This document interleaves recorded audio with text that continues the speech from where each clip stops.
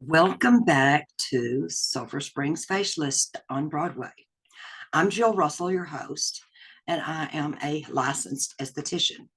My clinic is in Sulphur Springs. It's a facial therapy center situated in Broadway Square on Broadway Street in Sulphur Springs.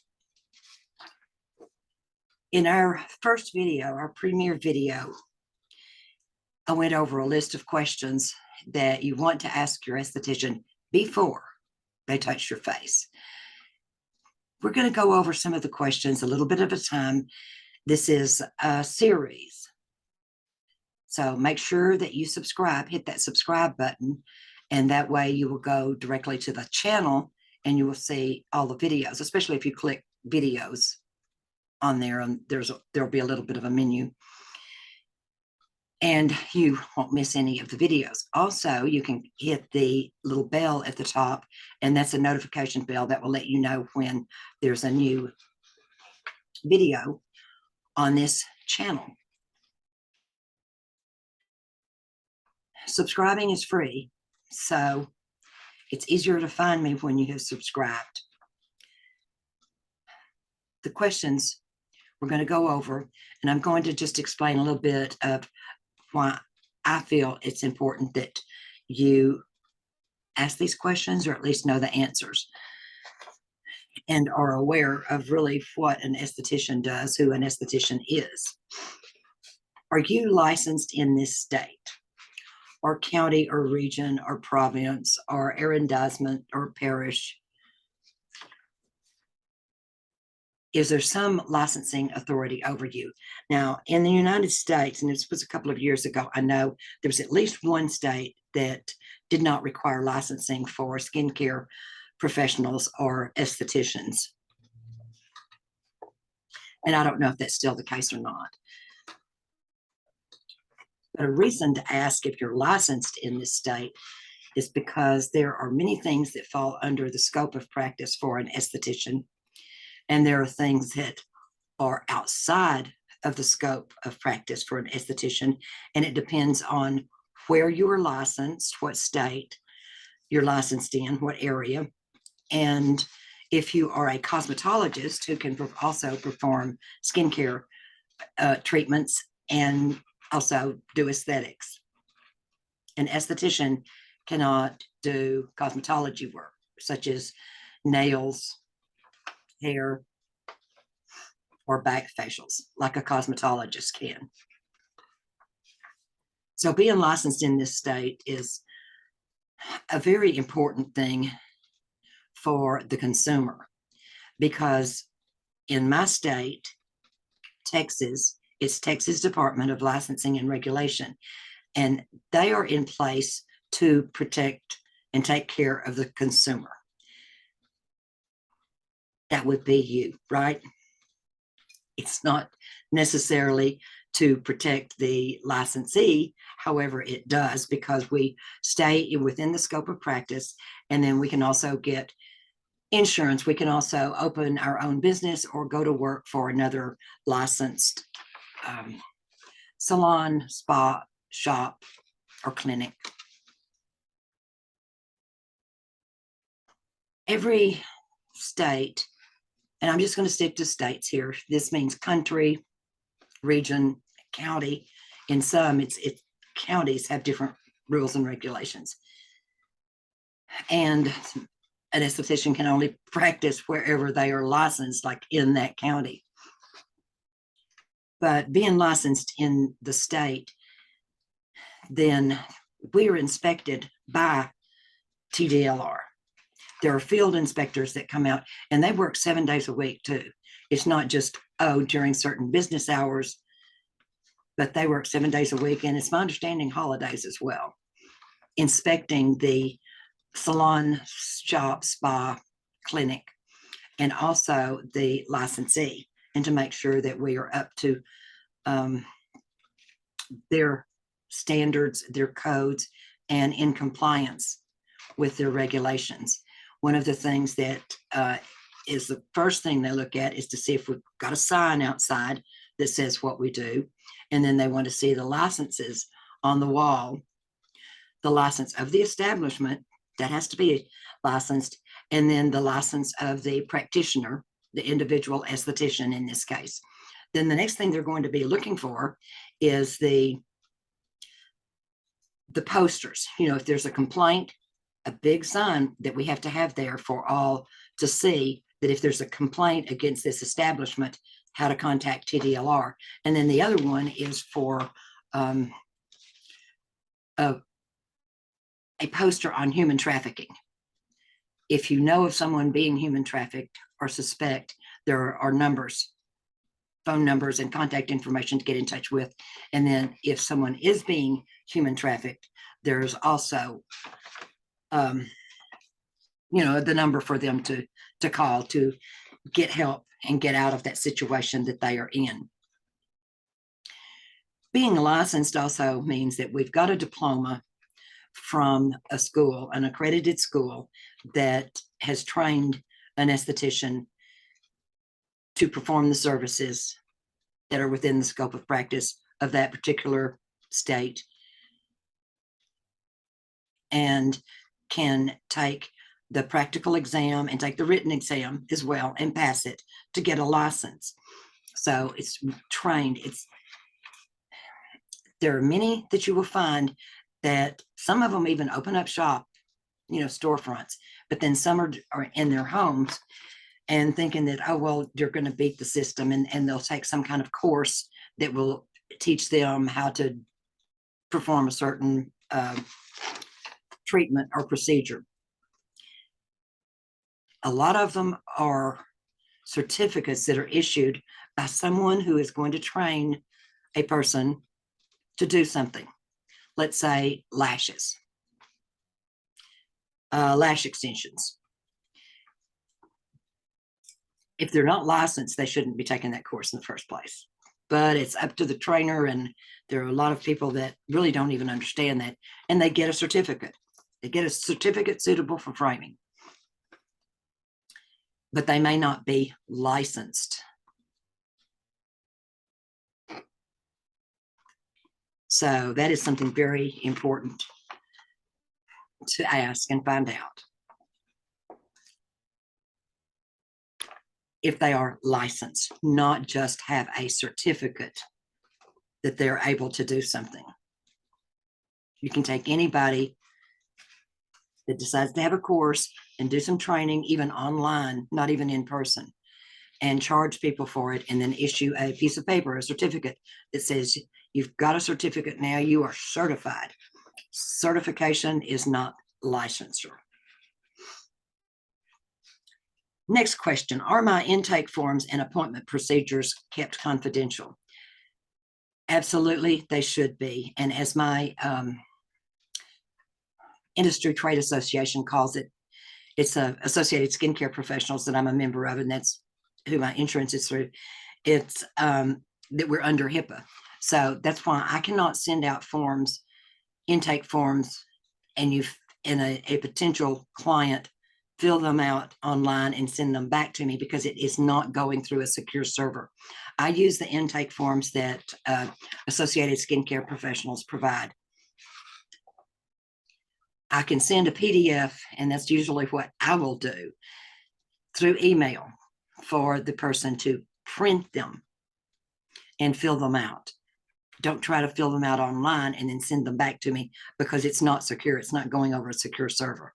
And ASCP themselves told me, they said, you know, it's HIPAA, and we do have confidentiality requirements. So if you know of a friend that has come in for a facial, and then when you come in, you say, oh, I would like the same thing that somebody got, or how are they doing, or what products are they using, or have they been in lately? It's like, no, my lips are sealed. I'm sorry. I cannot confirm or deny that somebody has been in. It's confidential. And that is another reason that I like having a standalone facial therapy center. We only do facials there. And I've got suites. So there's another business that rents a suite from me, and that's their business, but it is aesthetics. Because if it was a big open thing like a spa, how confidential really can you be when you see someone going in to get a facial in a facial room, and they, it's a another spa or nail salon or something that also does facials. And that's a good opportunity if you're in an established like that, and somebody's trying to convince you to get a facial too after you get your pedicure. Ask if they're licensed for facials, and keep asking until you absolutely see their license. But the intake forms and appointment procedures are kept confidential, and they're kept in a locked cabinet, and that is by regulation. Even if someone refers, like a family member, say a mother refers a daughter or a daughter refers a mother, I cannot tell one about the other. And then also, I've had people refer their friends, and they'll say, "Oh, did so and so, my friend, come in?" Or, "Oh, my friend came in and said that she loves the facial." I can't talk about who that was. And I also do not contact someone and thank them if they have referred someone, because that is breaking confidentiality. So think about that. Me send a note and say, "Oh, dear client, thank you for referring this client to me. Will you inform me if there is an additional charge before or during the treatment?" Oh my goodness. How many times have you ever run into something like this? You may be getting a treatment and you're blocked off for a certain amount of time. And then you say, "Oh, can you do this? Can you do that? Can you wax my lip? Can you groom my brows? Can you, let's use the LED, light emitting diode on me." All of that is extra. And if it's, "Well, yeah, sure." Well, it's cha-ching, cha-ching, cha-ching. There's an extra charge for it. So there may not be time allowed either. Your appointment needs to be for the procedure that you're having done, the treatment that you're having done. And if you're thinking you're wanting an add-on, make sure that time is allowed during the time that you're coming in for your treatment for that, and that you are aware. Always ask if there's an extra charge for it.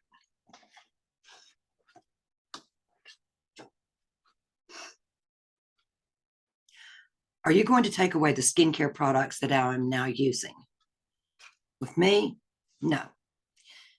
That's a big investment, really big investment. Are the skincare products you're now using working? In your intake form, it's going to list what you are now using and how you use them and how frequently you use them. And I've had clients, many clients say, "Oh, don't try to sell me anything. I've got drawers full of all that stuff at home." Well, how well is that working for you? Are you using them? Usually what I do in a lot of cases will be sending a little trial size or a little dispense cup with a product in it. So with the facial that we've done, which are all custom facials in my clinic, then it can kind of continue what we've started there, and then incorporate what the client is using at home with those to see how well everything works. It's not going to be something that I'm sending with a client that is going to be counterproductive because of something that they are already using at home. There will be something that will go with it, or, I'm not going to send that at all. Go ahead and use what you're using. But don't go home and say, "Oh, my face feels so clean and wonderful, and I think I'm going to really wash it really well." During a facial treatment, the acid mantle is pretty much removed, and that's our protective barrier. So it's replaced usually with products artificially until your own body can produce the own protective layer, which acid mantle, which comes out of the pores here and with the hair.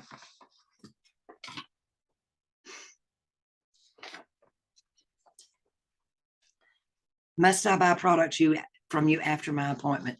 That's just kind of following up with what we were discussing. No, you're coming in for a facial. You will get my opinion, my educated opinion, and my experience.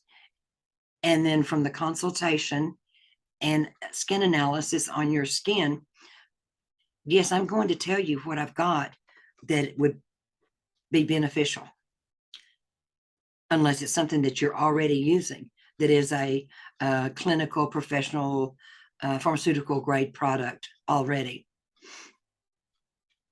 A lot of the products that we see advertised, and it will say, this contains the most popular ingredient right now and the best for this reason or that reason. It may contain that ingredient, but it is not the strength of the ingredients that your licensed esthetician will use when they are using clinical grade and professional grade products. Can I bring a friend to watch? No.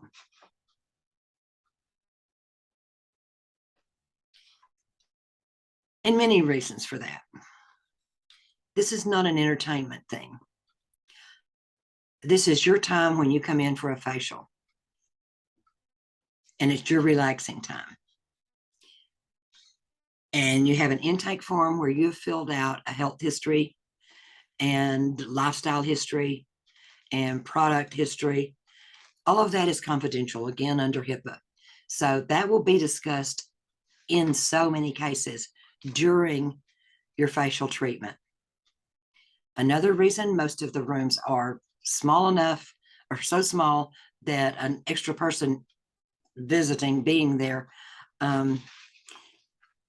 isn't room for that.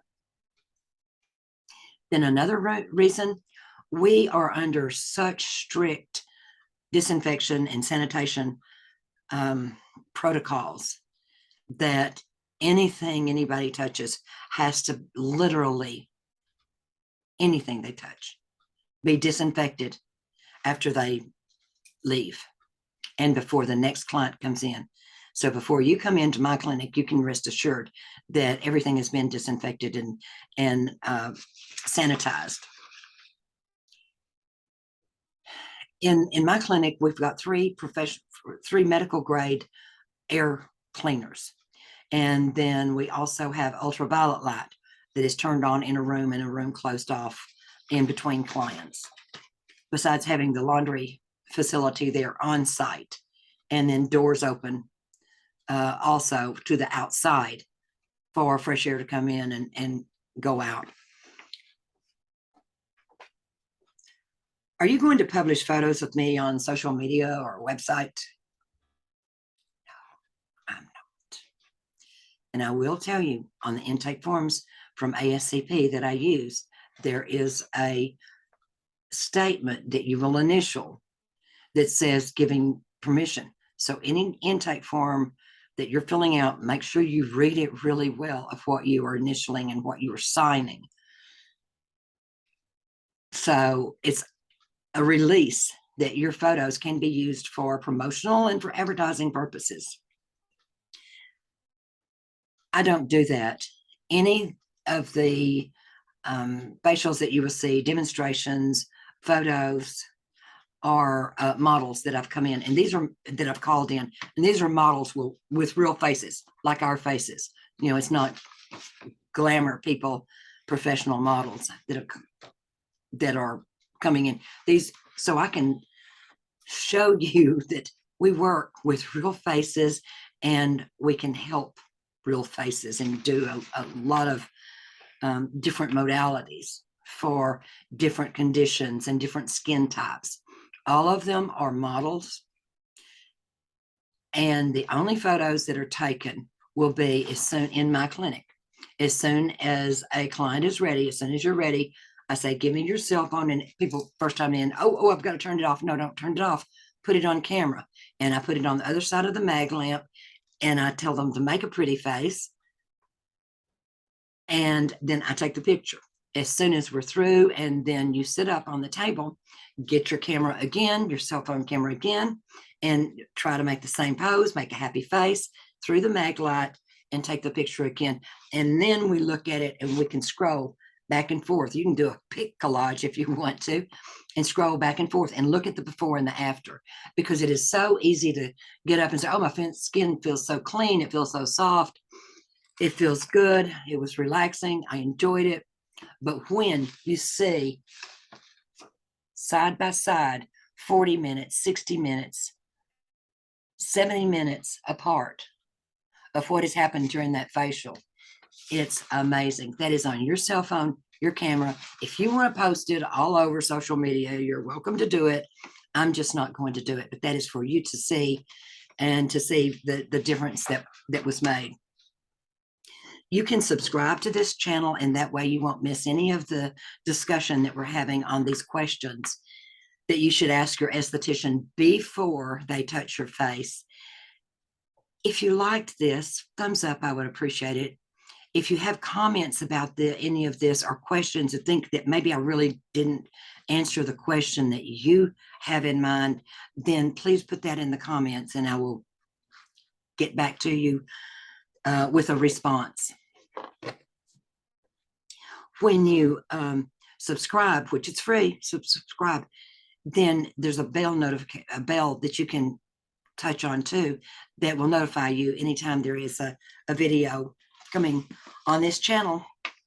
And I appreciate you for joining me on this Sulphur Springs Facialist channel. It's very important to me to share the information, and it's just all free information for you. I mentor a lot of people. I'm also an educator, esthetician educator. And these are things that I think are important for the people that I'm a mentor to know.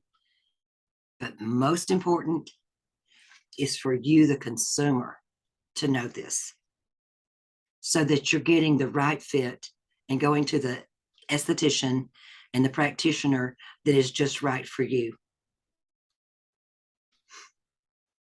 So join us on the next one.